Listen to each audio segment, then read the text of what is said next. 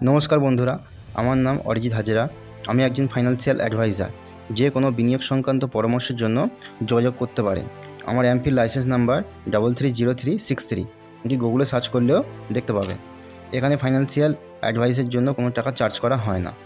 আজকের ভিডিওতে জানব বর্তমানে মিডল ক্লাস মানুষের জন্য কোন ইনভেস্টমেন্ট অপশানটি বেস্ট, সেটি বিভিন্ন তথ্য এবং কম্প্যারিজনের মাধ্যমে দেখাবো।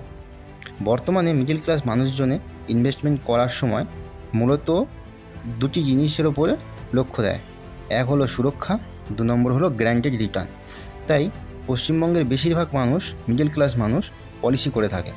সাধারণ মানুষ শুধুমাত্র এটি দেখেন যে আমার জমানো টাকাটা সুরক্ষিত কোনো বিশ্বস্ত প্রতিষ্ঠান থেকে পলিসি করা। এছাড়া আমার জমানো টাকার উপরে ম্যাচুরিটি ভ্যালুটা যেন গ্যারান্টেড হয়। কিন্তু ইনভেস্টমেন্ট বা পলিসি করার সময় যেটা সবথেকে বেশি প্রয়োজন সেটি হলো অ্যানুয়াল রিটার্ন পার্সেন্টেজ। অর্থাৎ প্রতি বছরে আমার যে টাকাটা জমা পড়ছে তার উপরে শতকরা কত পার্সেন্টেজ রিটার্ন পাচ্ছি।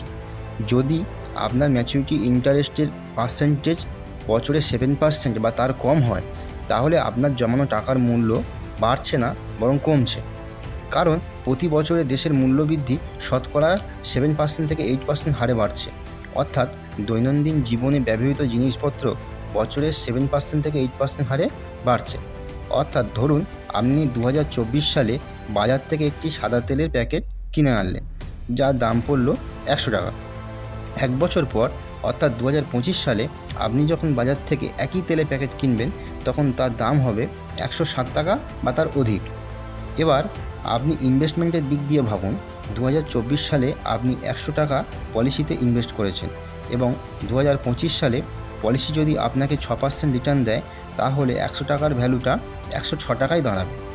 আপনি 2024 সালে যে টাকাটি দিয়ে বাজার থেকে একটি তেলের প্যাকেট কিনতে পেরেছিলেন, পলিসি বা ইনভেস্টমেন্ট করার পর 2025 সালে এক প্যাকেট তেল কিনতেও পারবেন না, কারণ আপনার 106 টাকায় এক প্যাকেট তেলও তখন হবে না।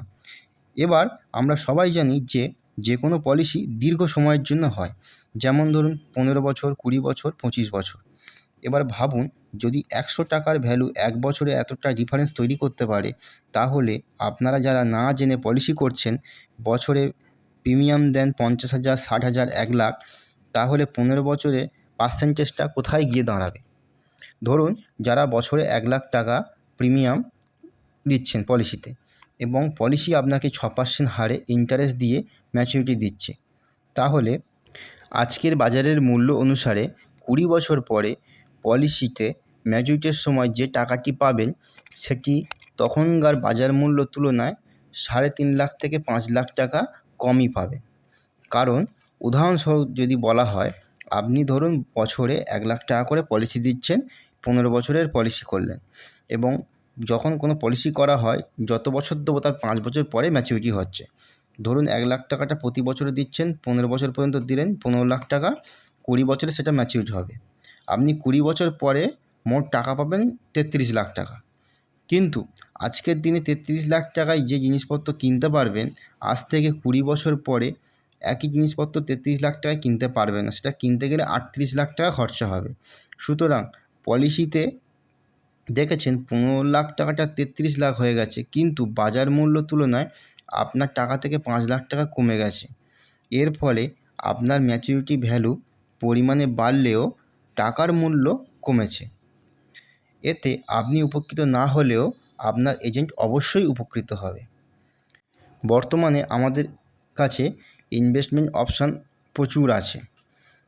এর পরের ভিডিওতে আমরা জানব যে কোন কোন ইনভেস্টমেন্ট সবথেকে ভালো বর্তমান সময়, এবং এছাড়াও এলআইসি এবং বিভিন্ন ব্যাংকের পলিসির সাথে কম্পেয়ারও করব যে কোন ইনভেস্টমেন্ট অপশানটা বর্তমান সময়ে মিডল ক্লাস মানুষের জন্য খুবই গুরুত্বপূর্ণ ভূমিকা পালন করছে।